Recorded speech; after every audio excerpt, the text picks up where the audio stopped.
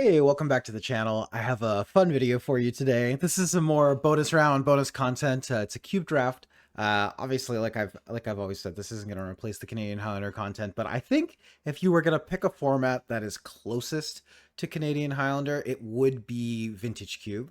It's my favorite draft format, like by far. I love Vintage Cube. It's so much fun. So I fired up a draft and I don't know. It went pretty well. The deck ends up being pretty sweet. So I hope you enjoy it. We're just gonna post this as some bonus content, some other stuff to watch while we wait for Edge of Eternities to become legal on Magic Online. So obviously for us, it's always tricky because now we know about all the cards and it's hard not to want to play decks with a bunch of the new cards. So we'll have this up. We've got a couple of other videos up, and then as soon as Edge of Eternity's cards are available on Magic Online, we will be playing with them as soon as we can. But yeah, I hope you enjoy the draft. I hope you enjoy the games. If you want to see more Cube Draft, it's not up very much longer, so you might be out of luck for a little while. But once it comes back up, basically all three of us are very willing to play a very virtually infinite number of cube drafts, I think. So yeah, please enjoy the video and don't forget to like, comment, subscribe. Let me know what you want to see. We're really excited to keep building on the momentum we have with the channel. And yeah, without further ado, I present to you this cube draft. All right, time for some bonus content, Vintage Cube. Let me get, oh geez, let me get my face out of here.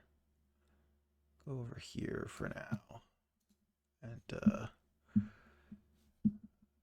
then we'll talk about this pack. So this is a pretty interesting pack. In Vintage Cube, tend to like playing combo decks. That's my default. That's what I'm going to look for. But obviously, I'll play anything based on what the best available deck is. Best cards in this pack are probably Force of Will, Psychic Frog, and then the card I'm going to take, which is Flash. It's a little awkward that I'm passing the Force of Will to the person next to me when I'm taking a blue card, but honestly, yeah, Flash is just enough better than everything else in this pack that I wouldn't think about taking the Force over it. Hopefully get back like a Ketria Triome or something, but we'll see. Okay, so for Flash, we're looking for things that we get big ETBs from: Atraxa, World Spineworm. Those are the nicest ones. Well, we could go fully off the rails here, and by off the rails I mean pretty on the rails, to be honest. I think it wouldn't necessarily be absurd to just take Brain Freeze. I do also like the Storm deck. I think that taking Volcanic Island or Meticulous Archive sounds pretty defensible as well. But I'm just going to go for Preordain. It's another blue card. And I'm incentivized to cut blue. Like, I've passed this Force of Will, but I could try to maybe not pass that many other blue cards to the person on my left so that maybe I get something back in pack 2. The Flash deck often ends up being a lot of colors, so I am going to look for lands, but red isn't necessarily the best pairing. I mean, I guess you can end up with the kind of sneak attack package as well, but I think if that was a fetch land, I would have thought about it more. But because it was a duel, it's less interesting to me. Okay, here, if we were going to keep taking blue cards, we could take Subtlety. If we wanted to take a land, I could see taking Tundra. I don't hate that. Blightsteel Colossus is unfortunately not quite the right flavor of a large creature. It is not good with Flash, unfortunately. Wheel of Fortune is kind of interesting too. It makes me wish I took the Volcanic Island a little bit, but Wheel could definitely be good. Like these combo decks often end up wanting to refill their hands a non-zero amount of the time. From this spot, I think I will take the Wheel of Fortune. It's just the highest power level card in the pack, and I don't yet have a super strong reason to want something like Tundra. Okay, here, I keep getting past cards that would make me wish I took the dual land from the pack previous, because this Fractured Identity is pretty sick, and Definitely was a payoff for taking the Tundra. I think I am still just gonna take it, to be honest. It's just the best blue card in this pack. There's nothing in red that's especially interesting, and yeah, I mean, the other part of this is that I don't necessarily, I guess, have to end up being a combo deck if I end up getting past a bunch of cards like this. Other cards that I could think about are like Displacer Kitten's quite good if you end up with a bunch of artifacts and things like that, but I'm not yet in that headed in that direction at all. Phantasmal Image is okay, but yeah, really nothing else in here is especially exciting for me. Okay, here I'm probably just gonna take this Chrome Host Seed Shark, just a generically good blue card. Uh, yeah, the L, the Leovold's interesting with the Wheel of Fortune, but that is a 4-color combo on its own, so it's a little spooky. I do already have 3 colors of mana on my deck, but I think there's a decent chance I don't end up playing all 3 of them necessarily. So yeah, let's go with the Chromos Seed Shark for now. Just a generically powerful card, and we'll go from there. Okay. We've got Goldspan Dragon, which is a card I like. We've also got Teferi Time Raveler, which is another card that I quite like in these combo decks. Then there's like Talisman of Curiosity, Hard Evidence. I'm kind of hoping maybe I could wheel the Hard Evidence, but I'm going to go with the Teferi Time Raveler here, and just maybe we're just going to end up as a kind of generic blue-white deck. Okay, here we've got the best card in this pack is probably something like Fatal Push. I could see taking Pentad Prism. I could see just taking an Eagles of the North. I could see taking an Everflowing Chalice. What am I going to take, though? I think I'm just going to take the Eagles of the North, and the Tundra's already gone, but this at least makes it so that if I find the Hallowed Fountain, then I can have at least 1 blue fetchable, and the rest of that pack was not so high power level that I feel like I was giving up a lot. Here, I guess we're just going to take the Skyclave Apparition. We might end up just not playing this Flash. Or the nice thing about Flash is that you don't really need to hit like a massive density of pieces for it. It does just kind of work on pretty low resources. A lot of green and red cards left here. But yeah, we'll take that one. Okay, so I did wheel the Ketria Triome. Not nothing. I also wheeled this Metamorphosis Fanatic, which is interesting because that is, I think, a pretty powerful Reanimator card. So hopefully that means that maybe no one is Reanimator and there just weren't that many fatties in this pack. Yeah, I mean, I am just going to take the Ketria Triome. Nice Trial Land. I could take the Luminarch Aspirant if I think I might end up being this kind of like blue-white deck instead, but take the land. I'll take the Botanical Sanctum here, just to open myself up to splash green cards. None of these are the kinds of green cards I would want to splash, but... Oh, nice. Okay, so the Tundra wheeled and the Subtlety wheeled. Okay, interesting. So someone took the Force, but the person who took the Force of Will was not interested in the Subtlety, which I guess makes sense. There's also this Tameo Collector of Tales, which I am set up to be able to splash, but I think I'm going to take the Tundra because I think it is very clear that I'm going to be at least blue-white. With that in mind, I mean, maybe I just take this Temple Garden here and be really set up to play Bant if I am so inclined. Well, these are all a bunch of aggro cards. I'll take this Questing Beast, but it'll be in the board. Same thing with this Keen-Eyed Curator. We'll just stick it in the sideboard.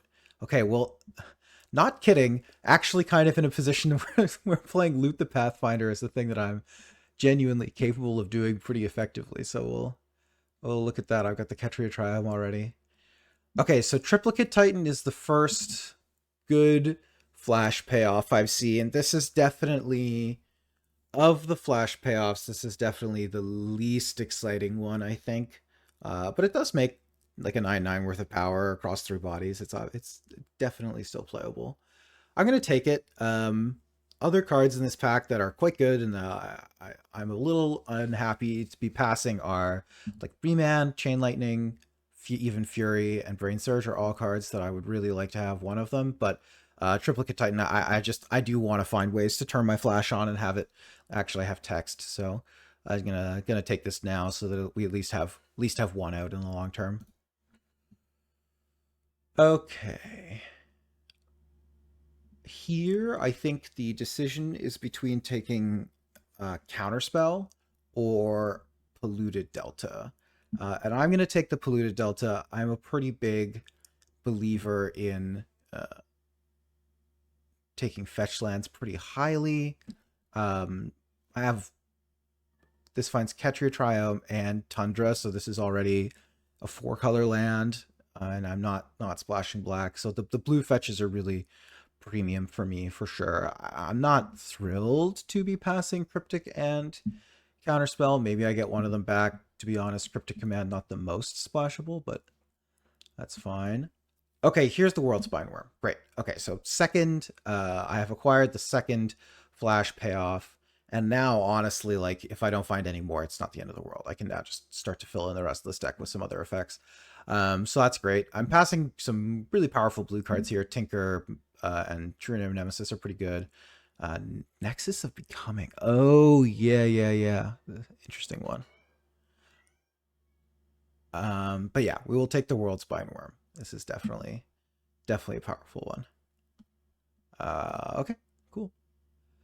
Okay, so we've got World Spine, Triplicate Titan, and now Torsten is another good flash threat. So I think I'm just gonna take that. This one's even like debatably hard castable, so I'm definitely happy enough to slam this one. There's nothing super exciting in this pack. The Firebolt is something that I would maybe hope to wheel, but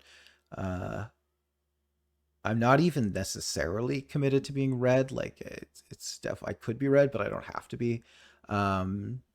So yeah, that seems reasonable. We'll definitely just get this Torsten going.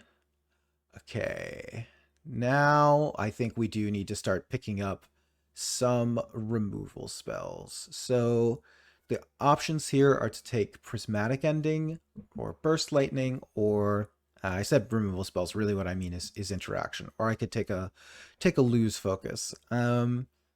Currently, I have 2 ways to interact on the board, and I have no counter spells. And I know I'm probably not getting counterspell or remand. So I think I'm gonna take the lose focus on the theory that I'm more likely to find some removal spells later than I am otherwise. Okay, well here I'm just gonna take the Mystical Tutor, another copy of Flash you're never upset about, and nothing else in this pack is honestly especially exciting. Echo of Aeons is a combo card. I kind of think this Wheel of Fortune is looking less and less likely to play, that we're gonna play it. I think what we're kind of shifting towards now is playing a kind of vaguely controlling Flash combo deck. I think that's kind of the angle that we're ending up in. So Worldly Tutor is way less exciting than Mystical Tutor. It does find like one of these premium threats if I have Flash in hand already. So that's something to keep in mind. But leveraging a top of the deck tutor for that is not especially exciting. Yeah, and the Metamorphosis Fanatic is gone. That being said, like, what else am I taking out of this pack? Like, I'm not taking Tarmogoyf or Time Warp, so I mean, I guess I could take the Commercial District, but I think I'm just gonna take the Worldly and probably not end up playing it. Wow, this is not a good pack for me. So out of this pack, I'm just gonna take the Cathar Commando. Nice little piece of interaction, could trade early on the board, but it's not exciting. I'm not thrilled to have had to make that pick. Oh, okay. So I could Eureka. Currently, I look like I could be a Eureka deck for sure. Double green is not exactly where you want to be, but it's not atrocious. So yeah, I think I'm gonna take the Eureka, and then the next pack is the one.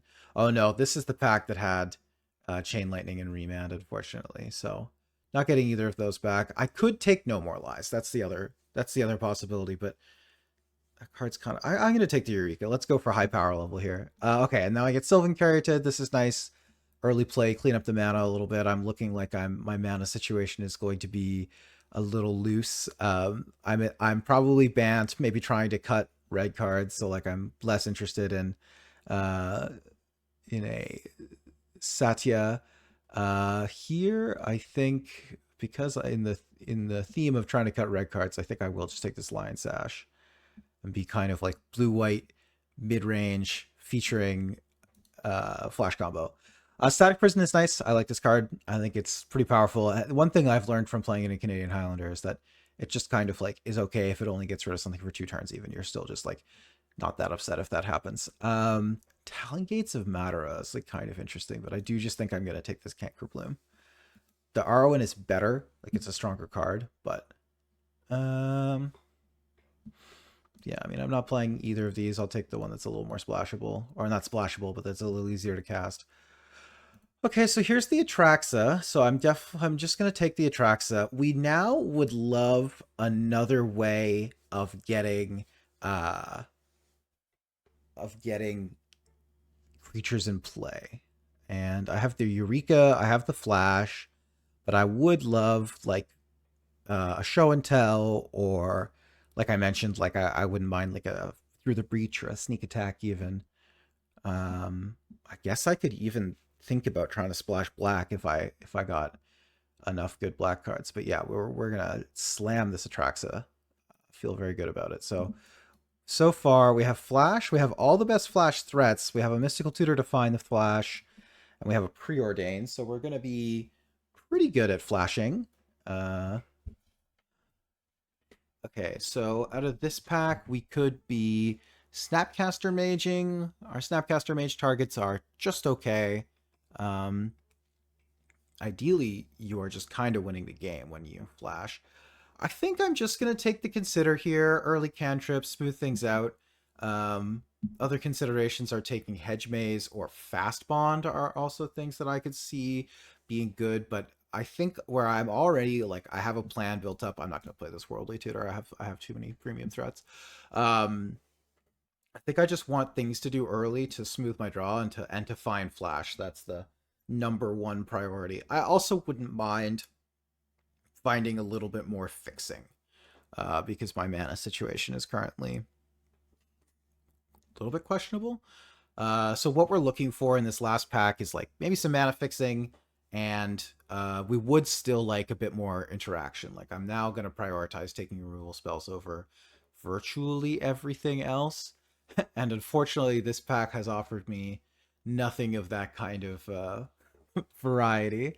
So what do I want to take? Entomb is the most powerful card, and I do now have like Atraxa, Torsten, Triplicate Titan as Entomb targets, but I think that we're too late to splash black, unfortunately, which is a shame because I think I actually got kind of hooked up here on a pretty good black deck. I might just take Plague God, honestly. This is like uh, just a way to kind of cycle towards the Flash plan. It blocks, and I have a couple other things like Chromho Sea Shark, Sylvan Caryatid. They're going to trigger it as well. So let's give that one a try. Okay, so Reprieve is really nice here. There's also Malcolm, Alluring Scoundrel I could think about, but this definitely looks like a Reprieve spot to me. I'm still still would love some more mana fixing, but Reprieve is nice. That's a good one to find. Zagoth Triumph is not the fixing we were looking for. Memory Lapse is fine though. It's just another interactive counterspell early, and I don't see anything else in this pack that is especially interesting. The Delighted Halfling is fine, but this only casts creatures. Well, it only casts legendary spells, so you can go like Halfling into Teferi Time Raveler, but that's not, I think, good enough to be worth doing. Okay, so the best card in this pack is Pest Infestation, but I think I'm going to take Waterlogged Grove because I just think I need better mana. My deck is kind of the full 3 colors. Like in order to access all my most powerful cards, I really do need both green and blue and white. I can't be missing any of them most of the games that I'm going to be winning, I think. So I think I'm going to take the Waterlogged Grove, and maybe Council's Judgment comes around. Summon Bahamut. This is kind of an interesting one. It's not especially good with Flash, but it is good with Eureka. Oh, and there's also a Woodfall Primus. Holy crap, I really just hit on the flash threats. This one's also very nice with flash because it actually sticks around. So I guess I'm on that. Here,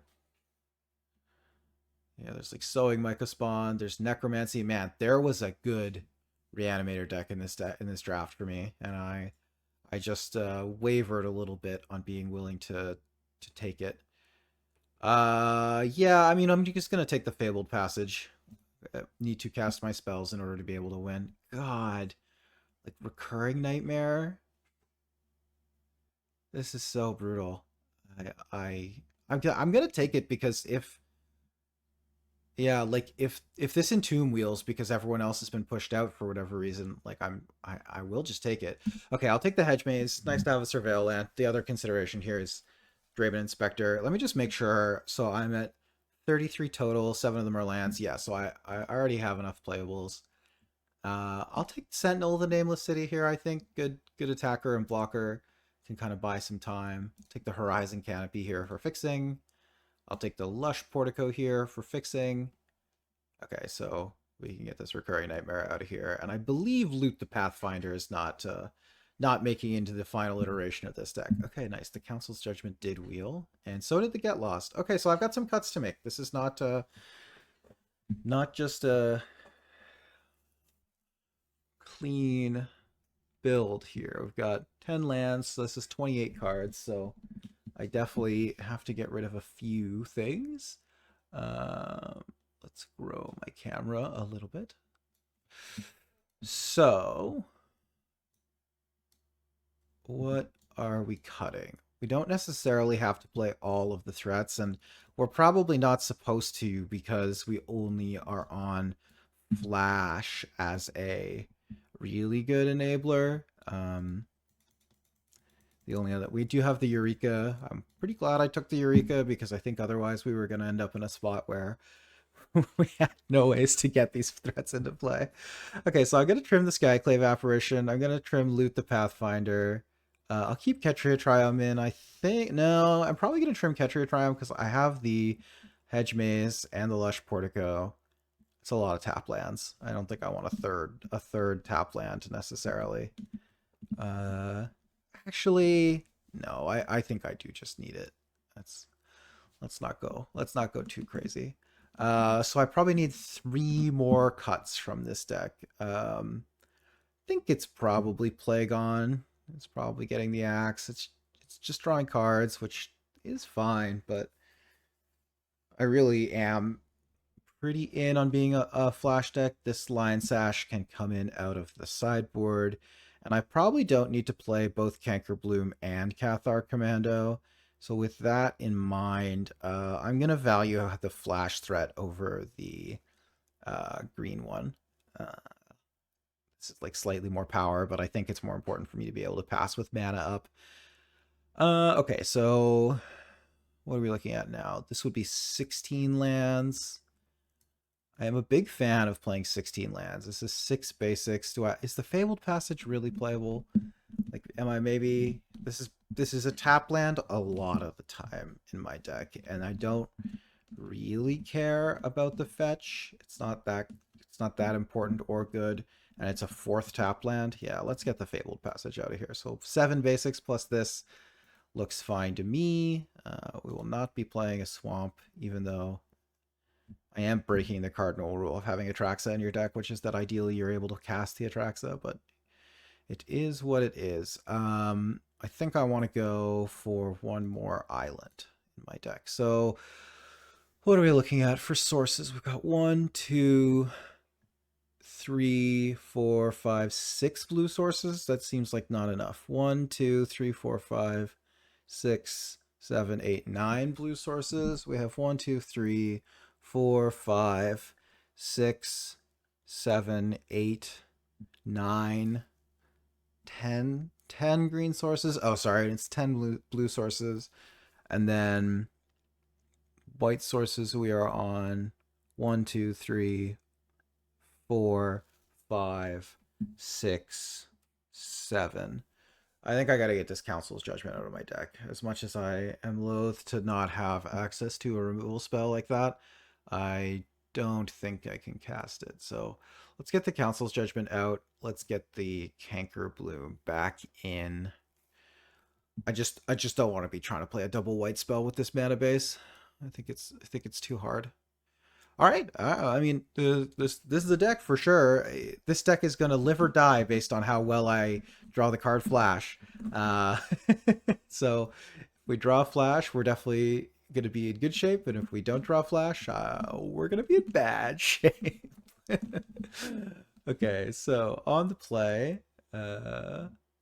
here in match one, I'm just gonna shrink my camera a little bit, try and set this up so that you can see the whole screen. And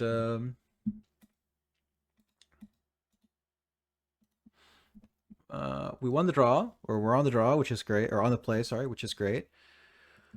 So this has a Eureka, this has a Get Lost, this has a Canker Bloom, this has a Surveil. So we get to go turn one Surveil. Like, this is basically planning to try and win the game on turn 4 by just casting a Eureka on curve. And it has like vaguely interactive pieces all the way up. You know what? This, in the blind, I think I'm not allowed to mulligan this hand. If I knew what I was playing against, I would probably have a better opinion on whether or not I'm allowed to keep her mulligan. But this Lush Portico is like a little bit interesting. All right, my opponent has mulligan to 6. And kept. All right, jam this Lush Portico, probably keeping basically any non-land. Yep, that one can stay on top. That one Eureka's in just fine. And also, if we happen to find the Flash, then also good for us, obviously. Okay, so Commercial District, putting Courser of Krufix into the graveyard. Okay, so hopefully some kind of green-based mid-range deck. Green-based mid-range, I think we got outs to be pretty good against. I'm just going to play this island, put this Canker Bloom in play. Oh, I suppose they want me to pay green mana for that card. Fair enough. And pass. I even have this Get Lost to clean up something really scary off if I give them something too good off of the Eureka. Territorial Kavu. Okay, yeah, so they are looking pretty like aggro mid-rangey.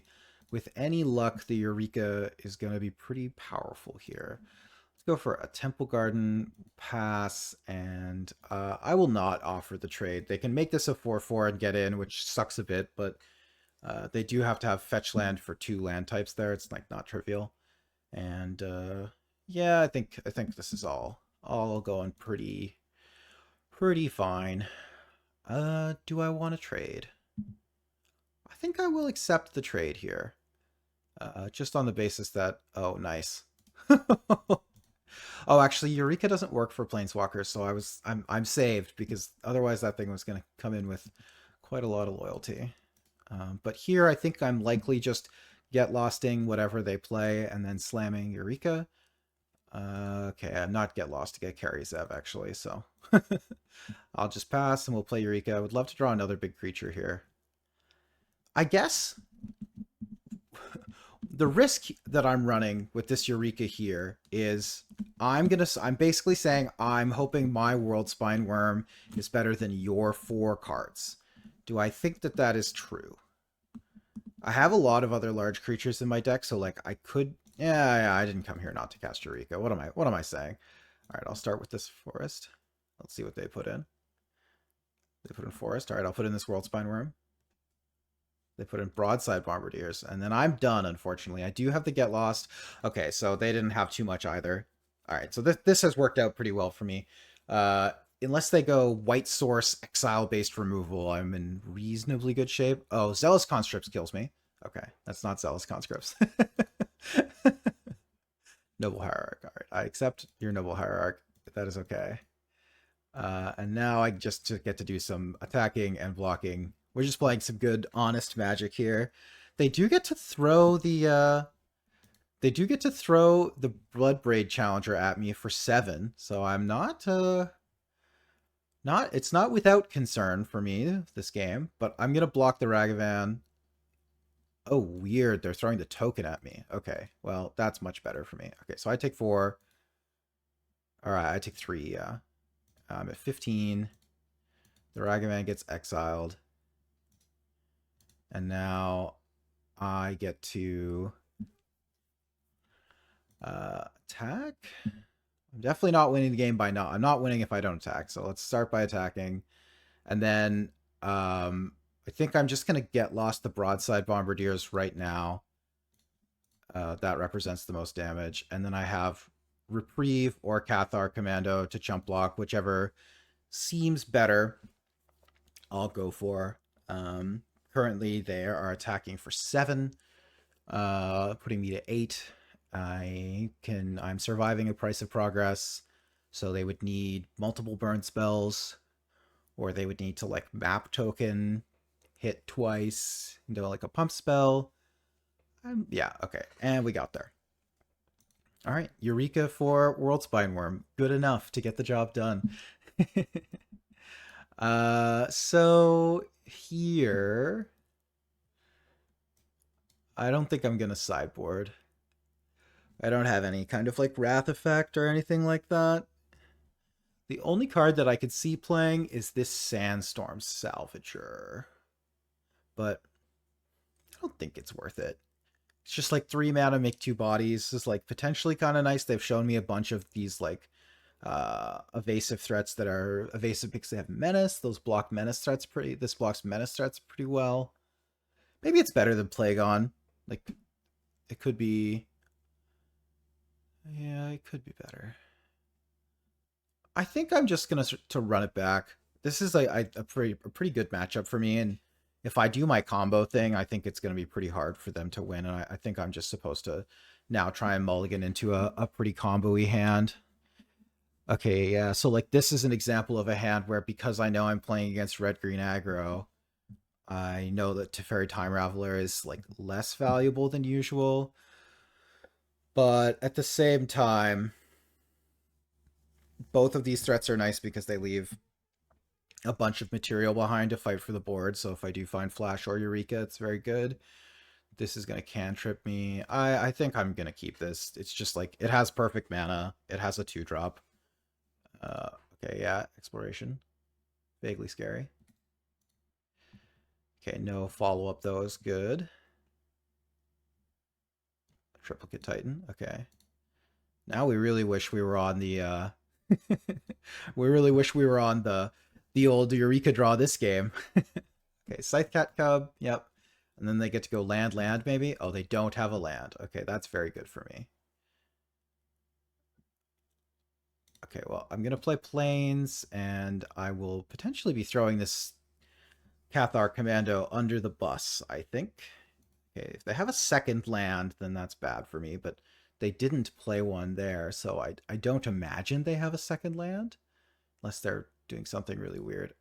Okay. Okay, so decision time. I can play the Cathar Commando and trade, and then yeah, actually, so what I'm going to do is I'm going to play the Cathar Commando, trade for Scythe Cat Cub, and then I'll play Teferi on my turn, and I'll bounce the Goblin Shaman token, and just try and limit the efficacy of this Fable of the Mirror Breaker a little bit. We know my opponent has all spells in hand. Okay, so we'll take 2, which is not ideal, but needs must. Let's get this thing out of there. Okay, drawing a land is fine. It's not terrible. Can hopefully maybe start to get Chrome Host Seed Chart going, something like that. This Polluted Delta can go get Hedge Maze as well to try and find some action. They played land before playing Tireless Tracker, so that's definitely a mistake on their part. Okay, we got the full the full meal deal on, on the large creatures. So so if I play, yeah, I mean, these all cost 7 and 8. So I think I'm just supposed to play Chrome Host Sea Shark here, planning to block. Because now, because of the way they sequenced, they actually don't have a clue to sacrifice to their Tireless Tracker. We we need to draw Flash or Eureka in a hurry. But we got to surveil here. Okay, so they hit the land. That's good for them. So I'm probably losing my Teferi here if I had to guess. Chandra. Ooh, I'm also losing my Chrome Host Seed Shark. Oh, they're adding mana. Well, that's terrifying. Oh, they're adding mana, breaking clue to put a counter on tireless tracker. Okay. Huh. Interesting. Well, I mean, I accept. Now I get to attack the Chandra on my turn, and if they want to get rid of my Chrome Host Seed Shark, then they have to get rid of their Chandra. Yeah, and they just attacked my Teferi, which is good for me. Okay, so we'll fetch here. Get this Hedge Maze. Flash or Eureka. I think I'm putting anything that isn't a cantrip or one of those cards on the bottom. Or into the graveyard, I should say. Yeah, so get rid of that one. Ugh, Lush Portico. Well, land. I will keep a land on top now. Um, Okay, so this is kind of an interesting spot. So the reason to to bottom this preordain is that if I hit land, I think all of the tap lands are out of my deck because I have both surveils, I have the cycle, and I also just put the botanical sanctum that would have entered tapped into the graveyard. So I have 16 lands in my deck minus two. I have 9 hits out of 25 cards that would let me cast Atraxa, which probably stabilizes me in the short term. Versus Preordain gives me 3 looks at Flash or Eureka, which just win me the game on the spot. So 9 out of 25 is like around a 33% chance. It's a little worse. Whereas 3 looks at 2 cards out of 25. Yeah, that is worse. I think I am just going to graveyard this and cast Sylvan Caryatid.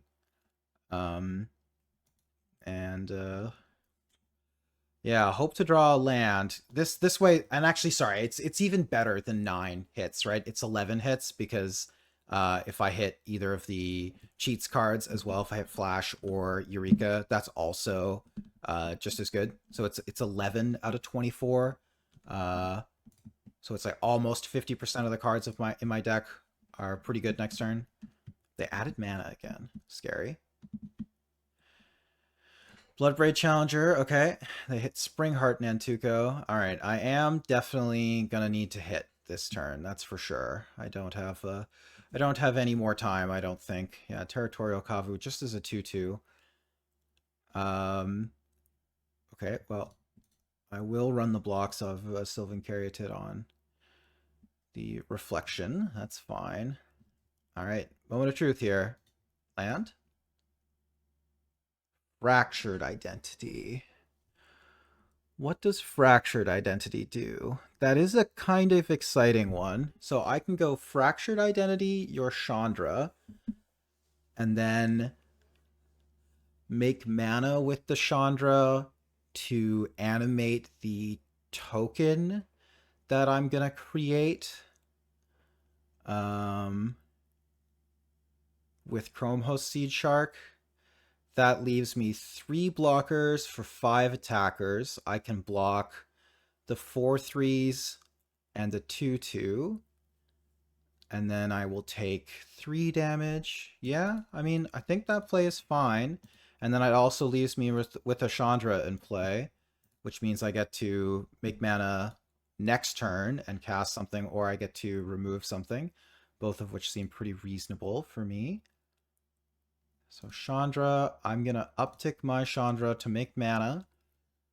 And let's animate this incubator token.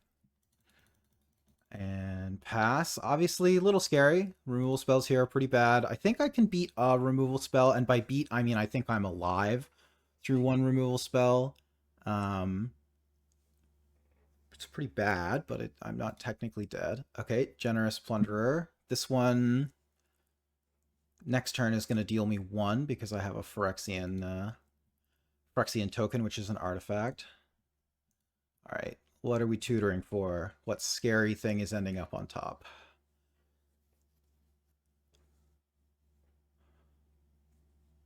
They're in the tank. So okay, Bone Crusher, nice. Okay, so I'm at a virtual 4 That's how we have to think about it. Yeah, they're going to copy this, which is a good play. So now they get to attack me. I have to block the 4/4s. So I'm at a virtual 4 for next turn, assuming nothing else happens. Um, they get to... They don't get to draw anything because it is. These are coming all at me, I assume. Yeah, these are all coming at me. So I can kill the Generous Plunderer, which is good. So let's go to blocks. Let's block the Tireless Tracker. Let's block the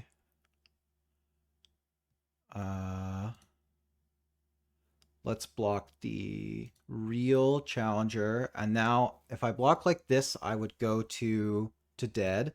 So I block like this, I go to 2 with them drawing Bone Crusher Giant next turn. That's probably not workable, but blocking this way allows me to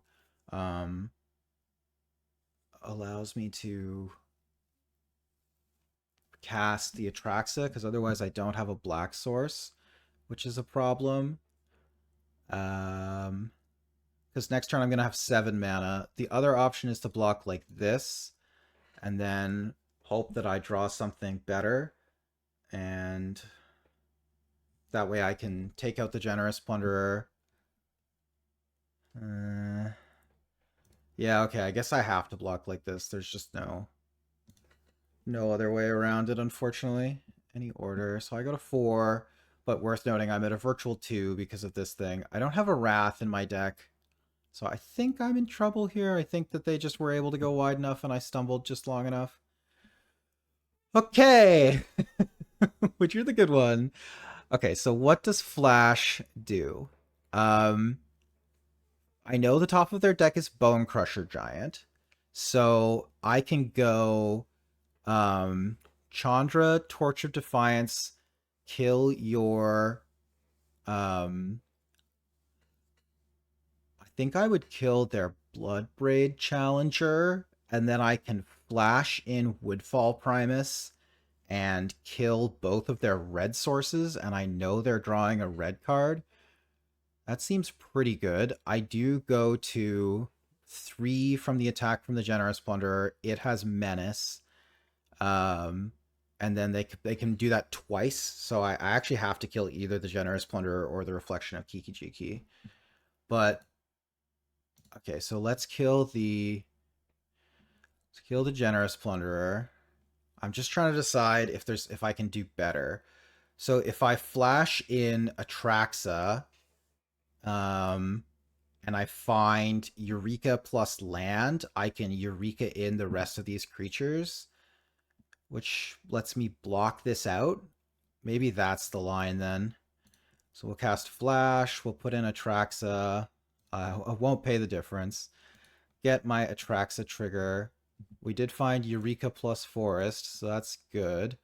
And then we'll take Sentinel, and I will take lose focus. I guess there's nothing else left to Mystical Tutor for. So now we play Forest. We can Eureka. Put in Sentinel, put in Triplicate Titan, put in Torsten, put in Woodfall Primus. Oh, and they conceded. Lovely, lovely. Okay. We wiggled our way out of that one. So, sweet game 1. We'll be back with match number 2.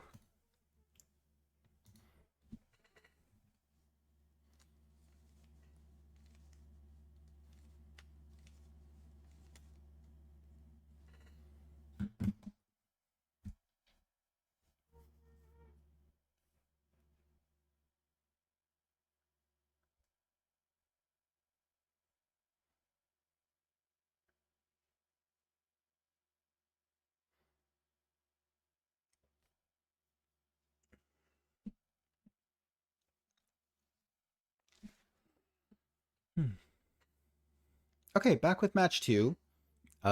This hand looks pretty good to me. It has to consider to start trying to find our way towards a cheats card.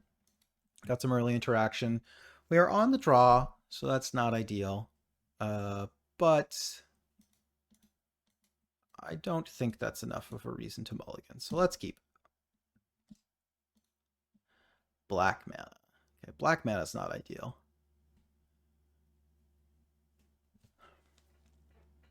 They're in the tank.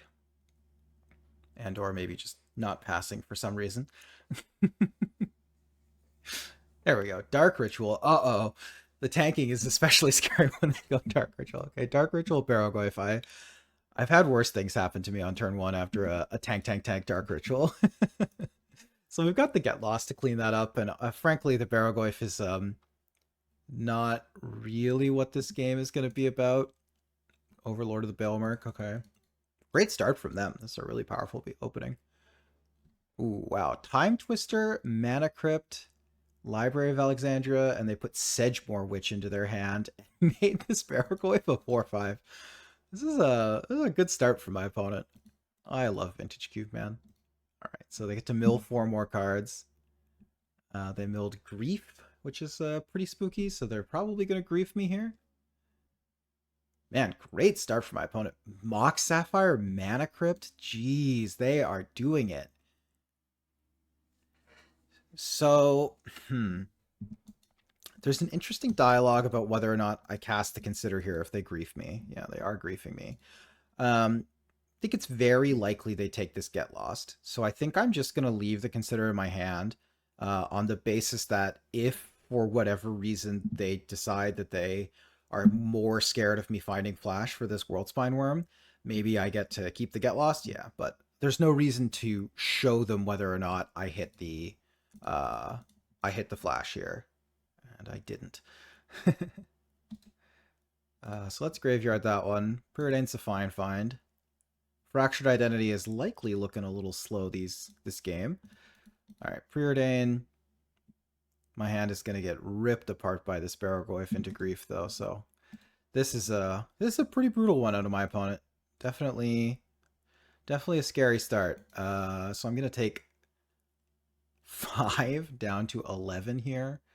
And I don't currently have a good solution to this Barrowgoyf.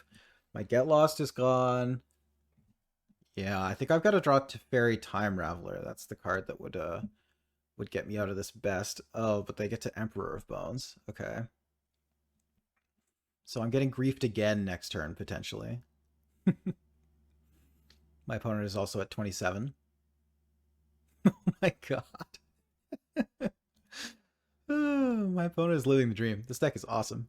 All right. Well, do we have outs?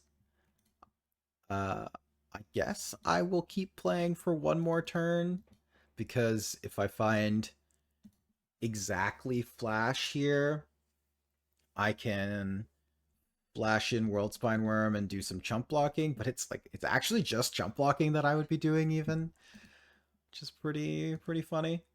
All right, I'll take my 10. Maybe I can get them to deck themselves. All right, they've got Orcish Bowmasters. Oh, that just lethals me. Okay. I can memory lapse it for one turn. And then, okay, they're going down to 7 cards in hand, or 7 cards in deck. Yeah. They have the old Chain of Smog combo as well going on. What do they put in there? They put they missed on that one. Okay, so the one advantage here is we are getting to see my opponent's whole deck more or less, so that's good. And the good news is, well, I mean, there isn't really a lot of good news. Their deck looks amazing. Okay, so they're just waiting on the Orcish Bowmasters, which is smart. So I literally can't tap anything here. I just have to pass. All right, they got me. I will defer to their awesome start. Tough tough one. I'll bring in the Lion Sash here. Having some graveyard interaction looks to be importante. Could be keen-eyed curatoring even. Yeah, you know what? I think that is looking reasonable. So I saw they have Grave Titan, but I didn't see anything else especially terrifying size-wise, so I'm not going to worry too much about boarding out my Eureka. The only other thing to keep in mind is that they have reanimation spells in their deck, so jamming these Torstens and Atraxas is maybe not quite so interesting. Like I think I might go down on a threat and maybe try and limit the efficacy of like um discard spell into reanimate. I think I only saw actual factual reanimate out of their deck, so it's not like they have too much. Okay, what are we trimming here? Uh, hmm. I do think that doing combo stuff is like my best path forward. But it is just so awkward. Like if I flash in an Atraxa and then they get to um reanimate it, like I'm actually behind on that interaction. So but I'm on the draw here, so or on the play here, so with any luck. Let's get rid of Plagon. It's probably a little too cute. And do I want both these things? I think I do. So let's get rid of the Plagon. And I am just going to trim the Torsten. It's just like, I don't really want to open myself up too much to having that kind of thing happen. No green source in this hand of 4 green cards means that it's probably a mulligan. Okay, this is a good one. I like this hand a lot. So this is turn 1. We can tutor for flash. Let's just put a land back. Yeah. So turn 1 we can put flash on top.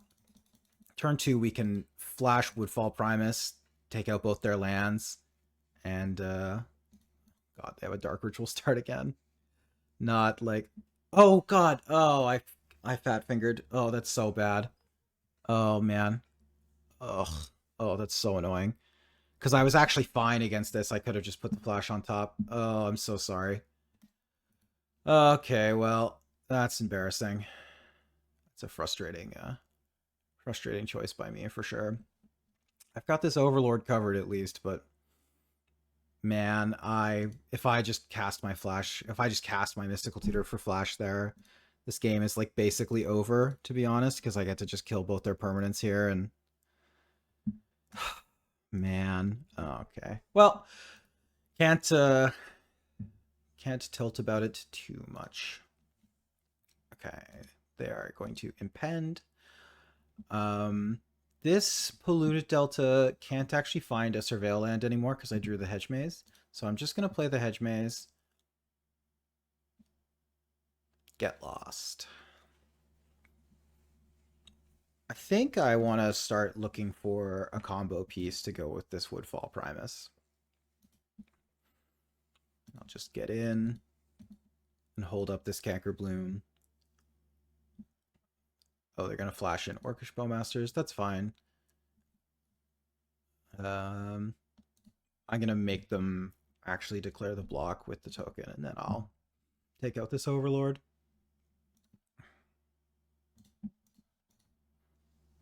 Okay, so they have Orcish Bowmasters. That's fine though. We don't actually draw a whole lot of cards, so.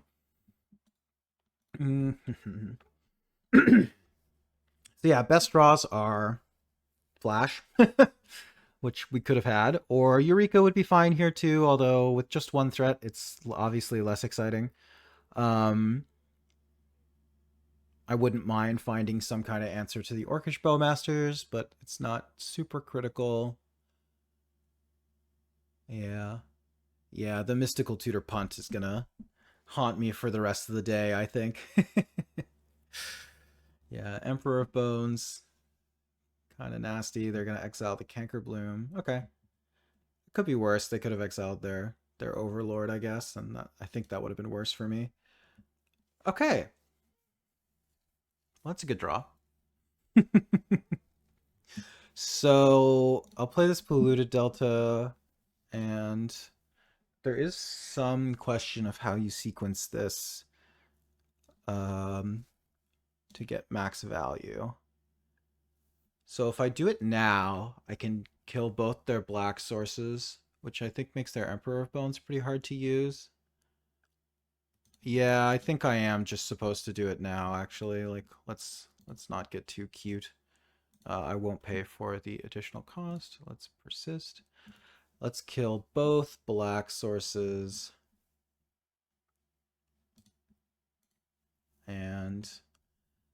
put a 5/5 trample in play. It's not incredible, if I'm being completely honest. This obviously would have been much better on turn 2.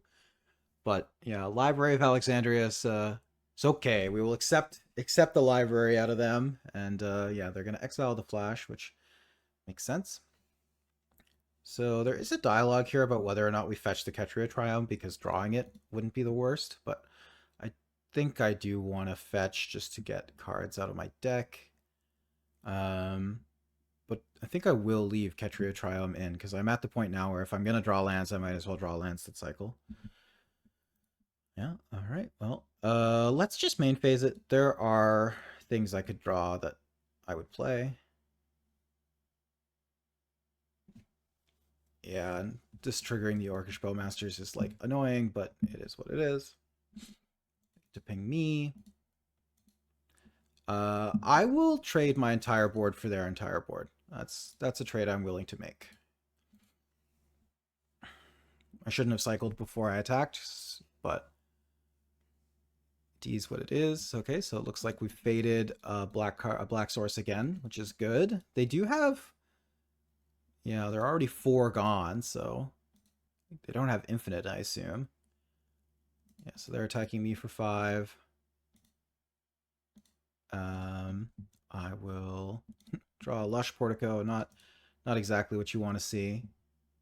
Fractured Identity, though, is great. All right, so we'll put that one on top. Get in there. And soon I will be the one Orcish Bowmastering, I think. I don't think I'm going to... I could take their Emperor of Bones, but I'm basically 0 outs to ever activate it, which I think means that I just want to take the Bowmasters instead. So I'm going to go down to 6 here. But I know I'm drawing Fractured Identity, which is going to make... It's going to swing this race. They could have a removal... They could have a counterspell here. I didn't see any, but... Alright, we'll ping them. And I will get in there. I did board out Torsten, so the 7th land is actually not as important because I don't have a black source to cast on Atraxa, even if I drew it, but I will play the land because getting up to 8 and 9 is relevant. Okay, so they found the black source, but it is tapped. So next turn they can adapt this Emperor of Bones, but okay. Let's crack this Horizon Canopy. Lion Sash. Lion Sash is lethal here because we can reconfigure it onto the Woodfall Primus. And then this just cares about eating permanents, right? Yeah, so we will activate this. We will eat Overlord of the Baelmerk. And we will eat just Swamp, I guess, which is going to make this a 7/7. And the reason that matters is because now just putting the Orc army underneath it is not enough. So they have to block with both the Emperor of Bones and the Orc army, and then they get to go to -1. Excellent. Okay. Well, I punted that game and then got rewarded by drawing the Flash anyway. Did I deserve to win that game? No, probably not, but better lucky than good, as they say. One thing that I'm wondering is if this is a Loot the Pathfinder game or matchup. Like, is this a game where I think it's reasonable that I'm just going to get up to 5 lands naturally? I only have 2 red sources, and I don't think I would put a 3rd in my deck just for the sake of casting Loot, which is like one reason to not do it. But this card is like very good if it gets going in a grindy matchup. Like if I get to play it on 6 and activate its draw 3 ability, obviously that's great. I also think I want to put Plagon back in my deck.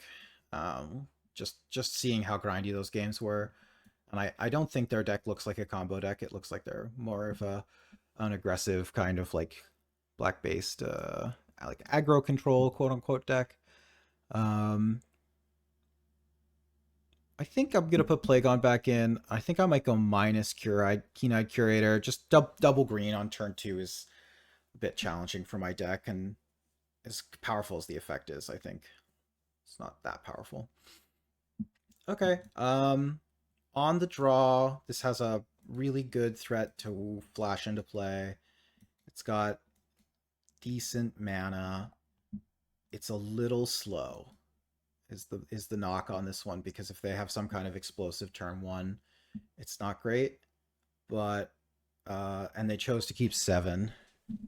But I don't really have hands that have like quote unquote escape valves anyway. So I think I'm just gonna keep. I don't think that it's oh god, yeah, they have a mana crypt start. That's potentially gonna be pretty backbreaking. Into Talisman, into Deep Cavern Bat. Wow. Yeah, my opponent's deck is very good. They definitely did it. We've seen like 9 points of Canadian Highlander cards in their 40 card deck. Obviously, that's where you want to be in when you're vintage cubing.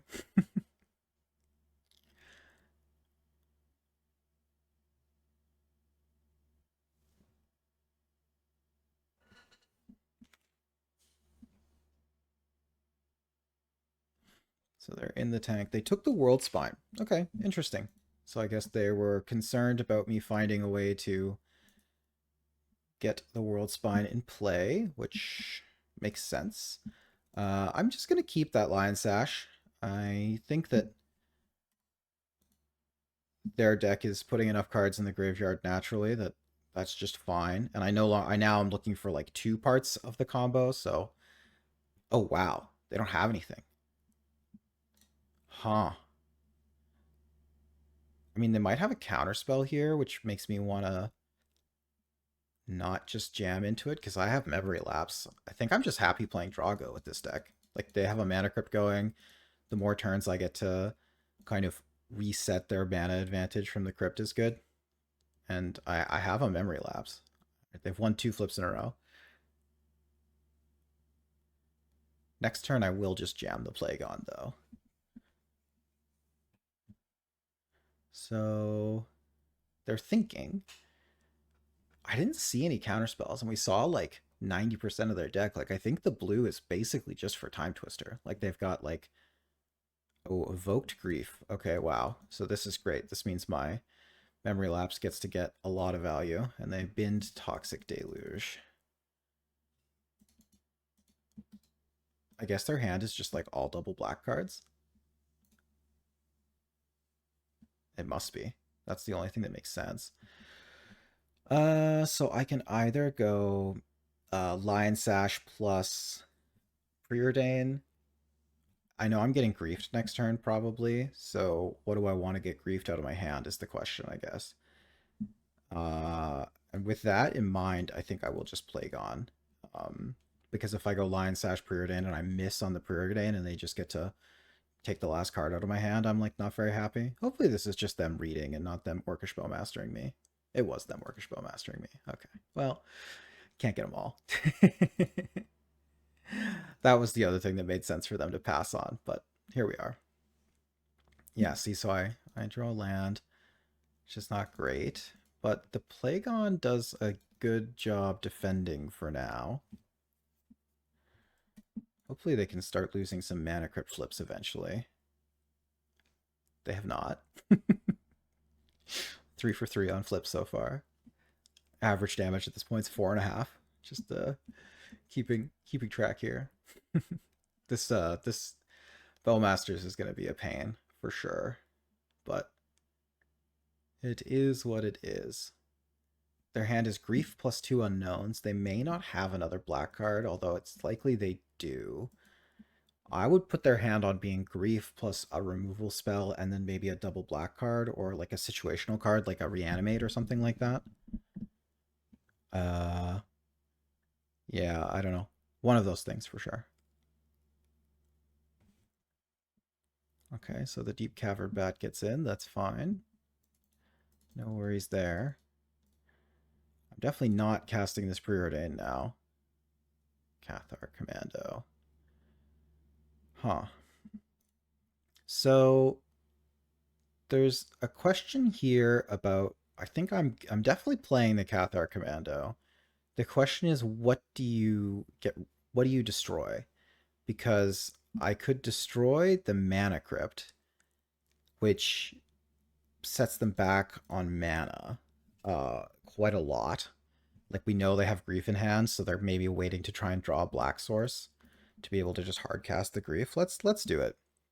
I don't think it's especially reasonable to rely on Mana Crypt killing them. Like that doesn't really seem like seem like the win condition I'm looking for. And currently, I think again, it's a situation where my deck gets better the longer the game goes. Like if I ever get into a position where I've got 6 or 7 lands in play and hard casting these idiots starts looking viable, then obviously I'm in great shape. Fractured Identity would be a nice draw. Oh yeah, and there was the second swamp. Okay, so I'm rewarded for my decision. Reprieve. That's actually an awkward one just because of the Bowmasters, but it is what it is. Okay, so I want to do this right away. Uh, just just because I don't want to get pinged by the Bowmasters somehow. Do I want to attack? Maybe I want to attack. Actually, now that I think about it, I think I'm attacking now. And if they want to put both, if they want to trade Bowmasters and Orc Army for Plagon, I'm down. But otherwise, I'll just do this and assign some damage with my toughness. Because I wasn't going to be reprieving this turn anyway. There's basically no card I would be willing to reprieve. And I know they have Grief, and I don't care. My hand is pretty bad into what they have going on currently. And the nice thing is I'm in a spot now where I'm basically just going to be able to draw any or play any card I draw. I'm like mildly scared of getting Time Twister. Like Twister is a card that I just can't beat currently, but that is what it is. Okay, so double black here. Metamorph Bowmasters is my bet, is what we're going for here. Yeah, okay, so 2 Bowmasters now. Pretty scary. 2 Bowmasters, 1 relatively large Orc army. I do have this Lion Sash. Okay, Get Lost. It's a decent find. So I could Get Lost a Bowmasters. And that would be decent. Okay, for now, I think I'm just gonna hang out. It's no longer worth trading the Plagon for just the Orc Army token. That's not a trade that's worth it to me. I know they have Grief in hand. That's like one of their cards. I think I'm going to Get Lost one of the Bowmasters this turn, and then I do think next turn it might be time to start looking into casting this Preordain. I didn't want to do it before because I didn't really have like a lot of good hits, but now, I mean, I still don't really have a lot of good hits, to be honest. Like, maybe it's still not worth it, actually. Recurring Nightmare. Yeah, that's totally fine. I've got that one covered. Okay, so let's Get Lost. And important decision here, or important detail here, I am Get Losting the real Orcish Bowmasters, because if I draw like a way to bounce it, for example, it becomes the Metamorph again, which I think is better for me. I think I'd rather just keep it off. Okay, so like, am I willing to take 1 damage? I think I am. I think it's time. Yeah, so like now, bottom, top, I get Bowmastered 1 more time. It sucks a bit, but I can now go for Teferi Time Raveler. We can bounce this and get to kind of start playing the game again, which is good. If they attack with Orc Armory token, I'm just taking it every time. So now they're probably hard casting Grief here, or if they drew something better, something better. But yeah, and now we're seeing the value of kind of unlocking my spells that draw cards, because now I actually get to play some Magic. So they're, I assume, getting in with both here. Okay, they're not. Wow. This is going at Teferi. Yeah, so they're taking out Teferi. Okay, and now finding a flash would be excellent. Um, just make some triplicate Titan golems, and then I actually even have the Lion Sash to insulate myself from getting reanimated afterwards. Yep, Gristlebrand hitting the bin. Pretty sick. Okay, so they are going to... If I was them, I'm taking Chrome Host Seed Shark, but maybe if they have a Reanimate in hand, they're going to take Triplicate Titan. But it's not very good because the Lion Sash is online. So I would imagine they actually get to take 2 cards here if they want, because they can cash in the Recurring Nightmare here. They have a window to use it. Soon they won't. So maybe you cash in your Deep Cavern Bat now for getting rid of the Canker Bloom. Maybe that's worth it to you. Yeah, they've decided it is. Makes sense. I think that makes sense. Grief is also an upgrade just on threat quality. And now I imagine you're taking the Canker Bloom and just leaving me with 2 whatever threats. They're only good if I draw Flash. Yeah. All right, good play by my opponent. Okay, so their hand is Recurring Nightmare, Unknowns. Ooh, very nice. Okay, well, I'm going to pass. The question after this turn is, do I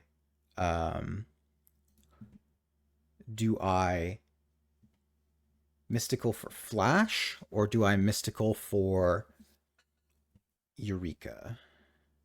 Like, do I think I need 15/15s worth of bodies in a way that is insulated from getting reanimated? Like, they've shown me Grave Titan, for example. I know they have Grave Titan in their deck.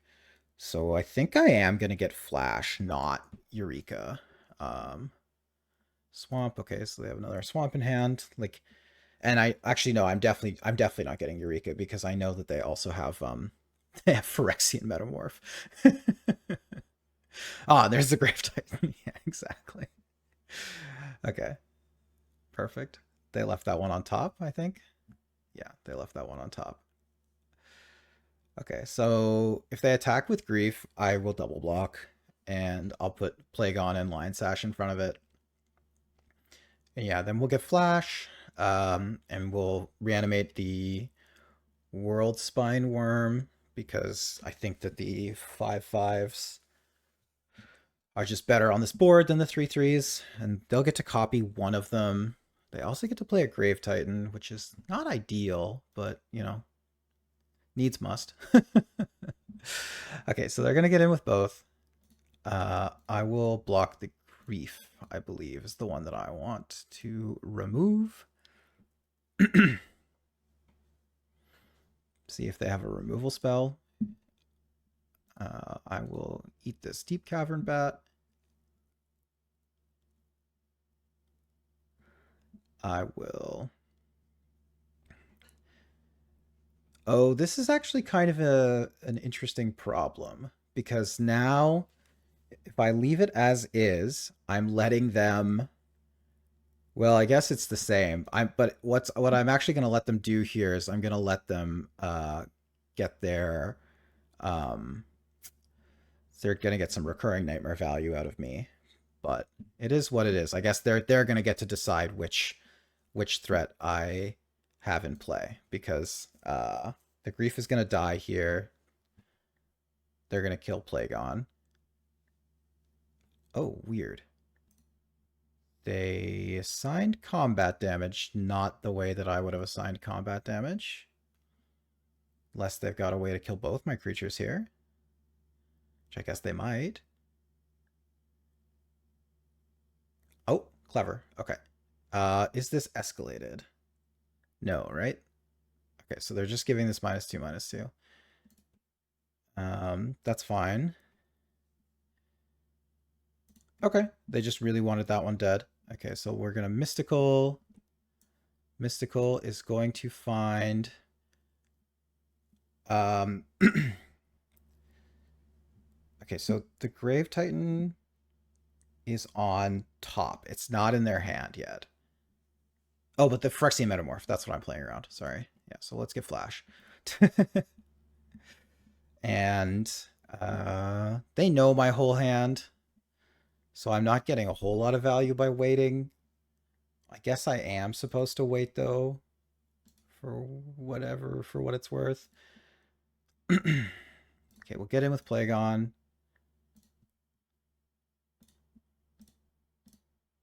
We will flip its power and, well, we'll deal some damage with toughness, and then you know what? I'm just gonna do it now. There's no reason to get blown out by something really silly um like a counter spell that I just happen to not see in the bottom like 6 cards of their deck. Okay, so I know they just drew Grave Titan. I know that they pitched Toxic Deluge, so that's not a card that they can have access to. Um, they can Phyrexian Metamorph one of the worm tokens. This was the one downside to my play earlier of bouncing or of killing uh, the actual Orcish Bowmasters and then ultimately like bouncing the Phyrexian Metamorph. Like it did mean that the Metamorph was around for the long term, but the other way around would have meant that there would have been a Bowmasters in play this whole game, and I think that would have been untenable for me. Okay, yeah.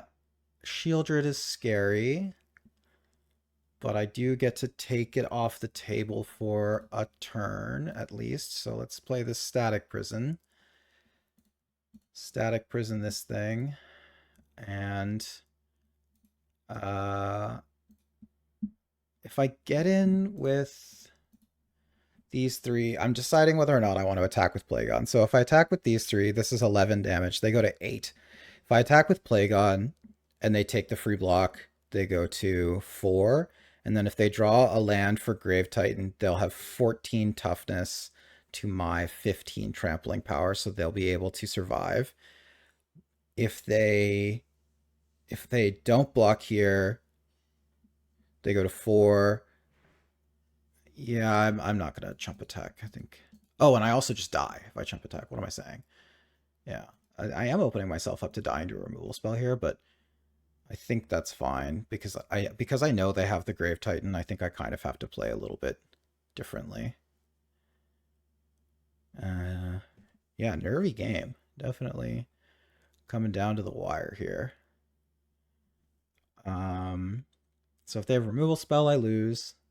If they have land for Grave Titan, it's not amazing for me. Most of their reanimates are turned off. Like they can Recurring Nightmare of their Grief, which doesn't do anything.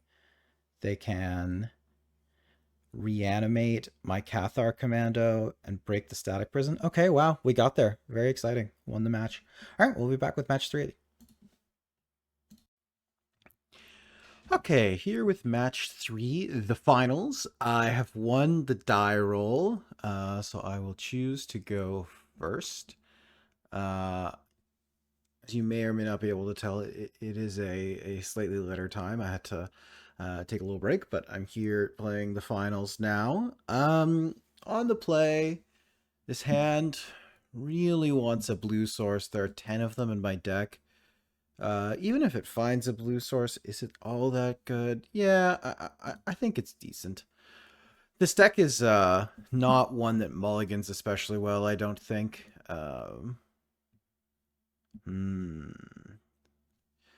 Do I want to put the green land on the bottom or on in the graveyard? Because just going like Cathar Commando into Sentinel of the Nameless City isn't terrible. And if I graveyard this and then I just like brick on lands like I'm really dead, I think I just have to top this. It's like not ideal, but it will have to do. All right, let's see what my opponent has got going on. Island. Oh god, Mana Crypt. second match in a row playing against Mana Crypt. Ooh, into Spellseeker. All right, well, this could be gross. into Vampiric Tutor. Okay, well, I've had worse things happen to me, I guess. So, uh, they're only going to get to use the Mana Crypt for one turn at least, and they did lose the flip. They had the decency to do that. Um, I'd like for them to attack. Yeah, okay. I'll take my one. Uh, don't ninja me. Okay, great. So let's run out the Cathar Commando. Oh God, just I keep paying for it wrong. Run out the Cathar Commando. Draw a plains. Not exactly what I was looking for. Um. Okay. So let's get in for 3, and then so the question is, do I want to just blow this up now? And I think the answer has to just be yes. I guess I'll do it in their upkeep once the trigger happens. Well, yeah, I'll do it in their upkeep once the trigger happens. Okay, so they're Vampiric Tutoring. If they tap it for mana now, I probably will blow it up in response. But otherwise, I think it's fine. Because they're already at 12, so I think the odds that the mana is useful to them in their upkeep is pretty low. And they won the flip. Okay, so fairly similar, but... Oh, okay. Not the only ones flashing here. Okay, yeah, so they get to blow up both my lands. Not great, but not completely unbeatable just yet. I have to run off a couple of lands, but if I do, I have outs. Okay, well, that's not drawing more blue cards is definitely not what we had in mind. So they definitely had the flash vamped for Woodfall Primus, which is good to know because that means that Primus is among their better options as far as threats go. All right, I'm gonna pack it in here. I just missed on a blue source for too many turns. Okay, so playing the Flash Mirror. With that in mind, is there anything that I want to do differently? No, I think my deck is actually like decently well set up to play the Flash Mirror. Uh, there's a question about, am I willing to put Eureka on the stack, knowing my opponent also has flash threats in their deck? Um, I kind of think I am, just on the basis that if we know they've vamped uh for Woodfall Primus, that means that they don't have probably World Spine Worm. They might have Triplicate Titan, but I think if you were choosing a threat, you would probably have just gotten the World Spine Worm if you had it. So I think a lot of the time I'm gonna have the like kind of like quote unquote better Eureka. And if I'm cutting it for something like Questing Beast, which just doesn't feel like it's the right angle. All right, so I am on the play. Oh yeah, okay. This time I will be the player casting Flash. So yeah, let's keep this one. This is a great hand. This is a really good hand, actually. There's some question about, do you go turn 1 Preordain or do you play Hedge Maze turn 1? The reason why you would Hedge Maze turn 1 is because it lets you play the Teferi on 3 for sure. But the Preordain likely finds me a land, I guess, if I want it. My opponent's playing black cards, so I can get discard spelled. That's not ideal, but if that happens, that happens. It is what it is.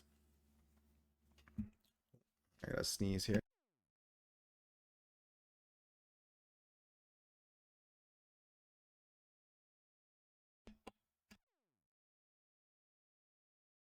Jeez. Okay. So my opponent is in the tank about whether or not they are keeping. Yeah. That's interesting. I wonder, I guess they're thinking about a speculative one, but The World Spine Worm is pretty good here. Again, like, I know they're a flash deck, but so far it seems as though their best threat is Woodfall Primus, and uh, that one I think loses to World Spine. Like if I go turn 2 flash and my turn 2 flash threat is World Spine and theirs is Woodfall Primus, like yeah, I'm gonna be on no lands, but I'm gonna have 15 power in play, and they're not. So okay, so they kept. I am gonna lead on Island for Preordain, and this may be a bit of a surprise for them. They didn't see my hand. They only saw green-white cards in game one, so I might have looked like green-white aggro mid-range. So it's also very possible that the Flash is going to catch them off guard, and they're going to have kept a hand that is based around playing like a more like fair removal spell game. So can only hope for that. Sort of hoping they don't have, like Mana Crypt, land Mana Crypt Spellseeker again, but I don't think they would have tanked about their opening hand for quite so long if it had a line as clear cut as that one. Mm. Put Get Lost on the bottom. I think I will just keep the fourth land, and we'll go from there. I think I'd like to be able to play Teferi on turn 3. I think there's a good chance that that's going to be something that I'm going to be interested in. Okay. Okay. Nice. Well, I didn't get got, so that's good. I'm gonna take 2 damage. I think we're in a kind of combo-y matchup, so I don't see it as necessarily a huge deal. And on the outside chance that I would prefer to play Cathar Commando instead of Flash, this gives me the option to do either. And I'm probably shocking on turn 3 anyway. I will cast Flash in response to a fetch. Yeah, so this minimizes the number of things they can have. Let's put in this World Spine Worm. I will not pay the difference. I'll shuffle it back. And this is nice too because we saw they had black mana. They might be a Reanimator deck as well with Flash. And the World Spine shuffling itself in means that I get to insulate myself from getting my Flash set reanimated. All right, let's see what they've got going on. I've got the Teferi to bounce anything kind of annoying. Lotus Petal. Okay. Yeah. Sacrificing. Frantic Searching. Okay. Well, my opponent's got some cool stuff going on too, for sure. I can bounce the first reanimated threat with Teferi. All right, yeah.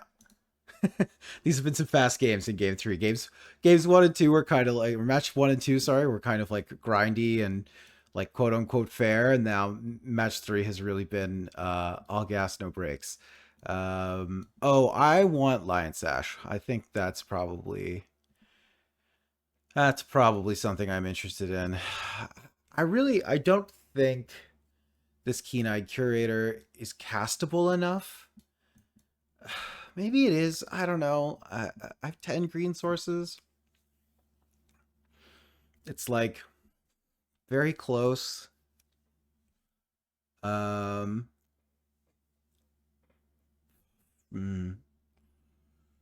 It's so hard to know.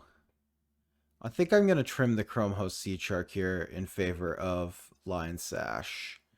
And the reason I'm getting rid of the Seed Shark instead of something like Sentinel is like the Sentinel, I think, is a little bit better as a clock without really needing anything else going on. And yeah, I think I definitely want Graveyard, a bit of Graveyard hate. I didn't think about that after game 1, actually. All right.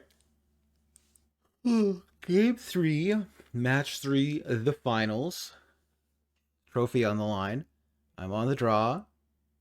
And my hand does feature a blue source because I have Tundra in my deck.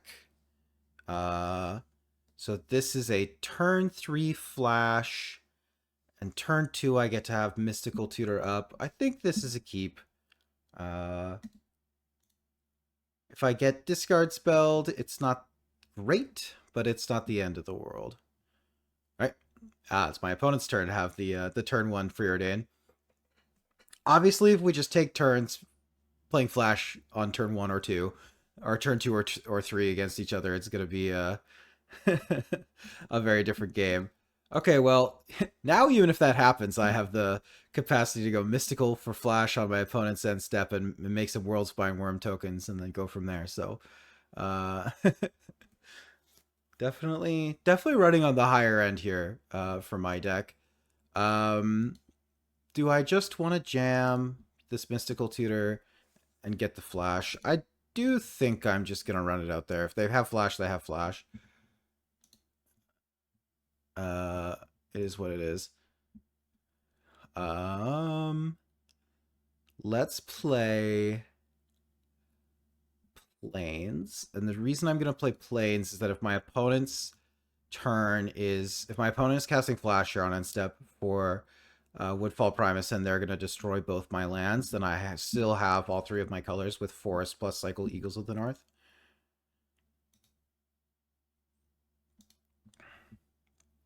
Do I want to just wait? I think I'm sort of incentivized to because I have Lose Focus, so yeah, I think I'm incentivized to wait. Now the question is, do I take the chance here and run out Eagles of the North? If I cycle this and they use it as an open to cast Flash, it's kind of annoying, so I think I will just wait. Okay, I drew the island. That's great. So now I get to replicate Lose Focus if I want to. Yeah. Into the kind of scary draw go. Okay, they're cycling Zagoth Triome. The question, I guess, is do I want to just use this opportunity to resolve Flash? Yeah, I think so. Let's do it. They have Force of Will or Force of Negation. It is what it is. Yeah, okay, so that was gonna get us most of the time anyway. All right. I could have waited until I had 4 lands and played it with Loose Focus backup, but that's okay. Okay, let's play Lion Sash. Notably, I could have cast Keen-Eyed Curator here. That's something we've been kind of trying to keep an eye on, is whether that would be possible. All right, if my opponent has Flash on end step here, it's not great, but Shieldred's Edict.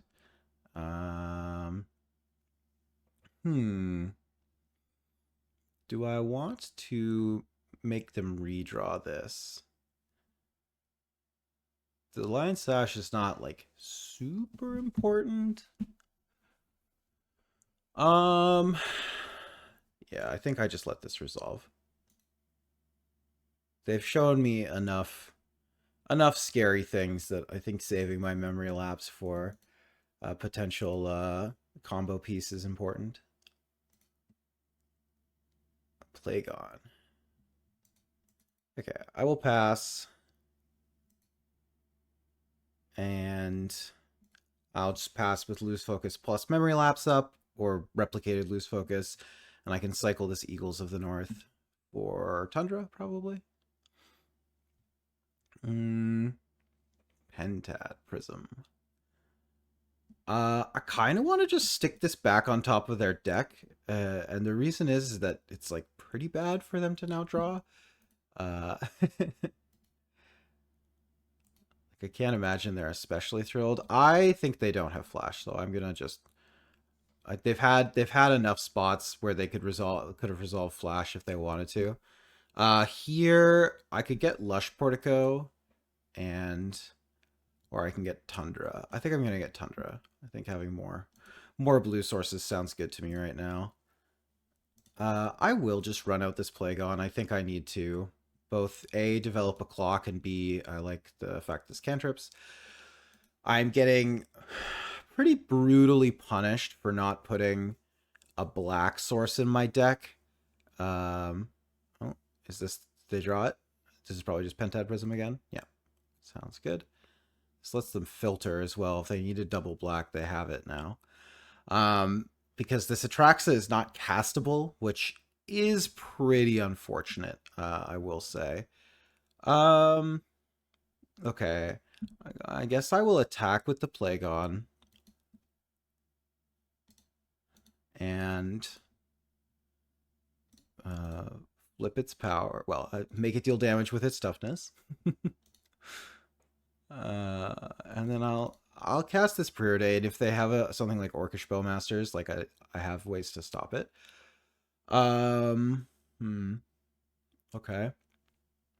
I'm actually kind of interested in both these things, but I think I'm gonna put the Canker Bloom on the bottom. But I will draw the Consider. It's just something to do. My only outs to cast Atraxa involve finding Sylvan Caryatid. That's my only black source, which is bad. It's bad deck building by me. Okay, so this Snapcaster Mage would be targeting Shieldred's Edict. Almost certainly, unless it's going to be targeting Preordain, I guess. But if that's the case, then that's okay. Yeah, so it's targeting Preordain. I'm pretty glad I didn't counter it because I'm just happy to have them churn like this, and I'll save my lose focus for a potential counter war over a flash or a reanimate spell, something like that. So they still have 3 mana available.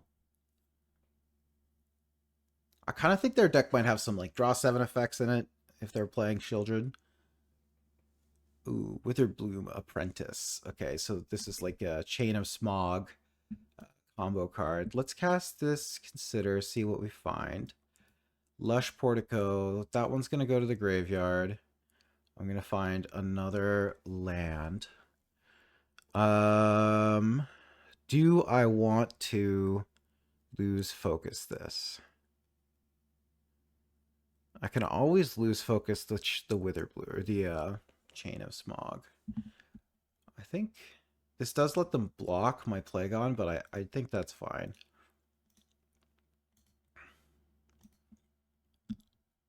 Teferi. Lovely. That's actually a really good draw. Okay, so let's Teferi. Let's bounce the Witherbloom Apprentice. Okay, and I will...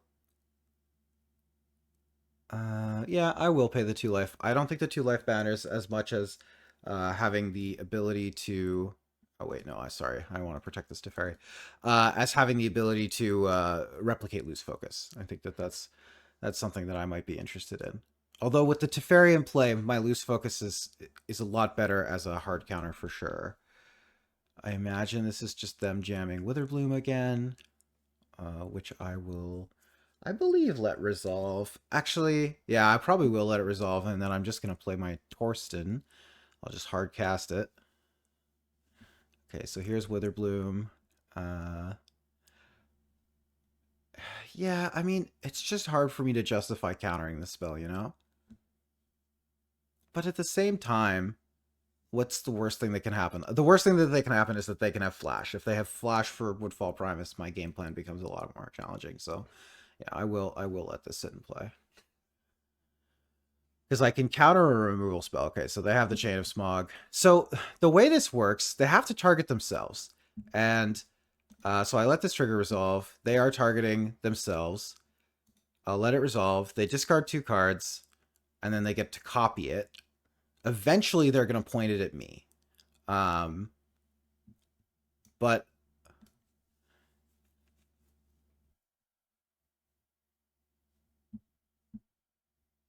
okay, so they are shuffling Worldspine into their deck, and now they get to drain me for 1 more. Then they get to copy this. I'll let them discard their last 2 cards, which are Lion's Eye Diamond and Vamp. And now they're going to copy it. They get a trigger. And now with this copy on the stack, I'm going to... I'll replicate this once, actually, just to be safe. Choose this spell. Yeah, replicate once, and then I'm going to play blue, blue, white, and counter it. Same targets. And so now they've discarded their whole hand to drain me for 2. And the Snapcaster Mage is gone. And I'm going to untap and slam Torsten. So feeling in a pretty good spot. Um, and obviously I have Teferi going as well. So let's uptick Teferi. Can cast sorceries, right? Yeah, okay. Can't cast Torsten as though they have flash. Uh, so let's jam this Torsten. We'll get a triplicate Titan, a Horizon Canopy, a Hedge Maze. I mean, I guess we'll just take all the lands. We're we're on hard cast World Spine Worm mode at this point, to be honest. um, the best thing in the graveyard is Generous Ent. That is gonna go to the graveyard. This Ketria Triome. You have to be with Torsten and with other the kind of like number of draw spells that these decks sometimes get. You have to be a little bit careful about like accidentally decking yourself. But I definitely want to try and find a spell here. So, all right.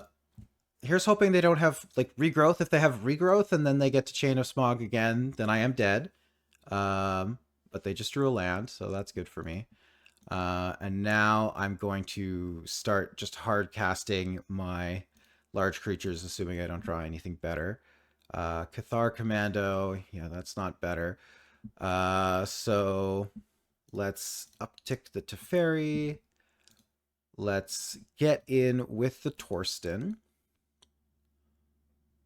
And they're going to put the Snapcaster Mage under the bus.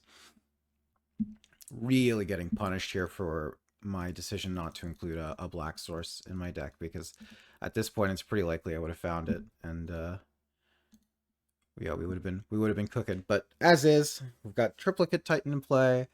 Again, I'm dead to a regrowth. A reanimation spell is not good enough, and boom, there we go, trophy, easy.